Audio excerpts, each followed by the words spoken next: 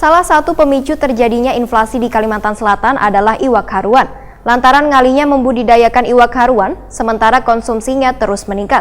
Bahkan warga di Kalimantan Selatan sangat mengandalkan iwak haruan sebagai bahan makanan tradisional. Tingginya permintaan dalam 3 bulan ini, maulah harga iwak haruan hingga menembus Rp120.000 sekilonya.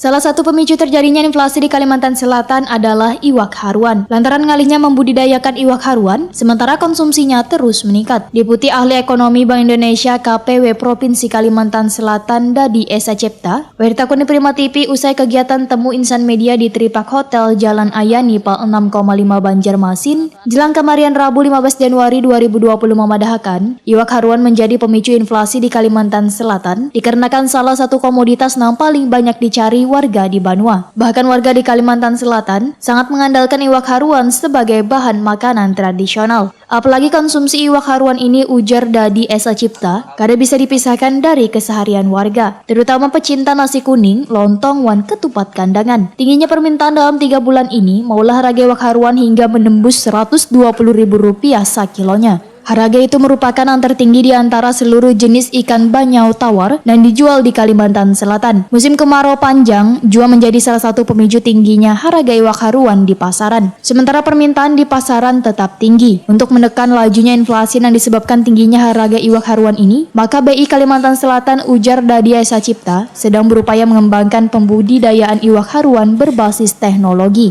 agar persediaan iwak haruan tetap tersedia walaupun musim panas berkepanjangan. Sehingga produksi iwak haruan di Kalimantan Selatan ini kada lagi tergantung pada musim.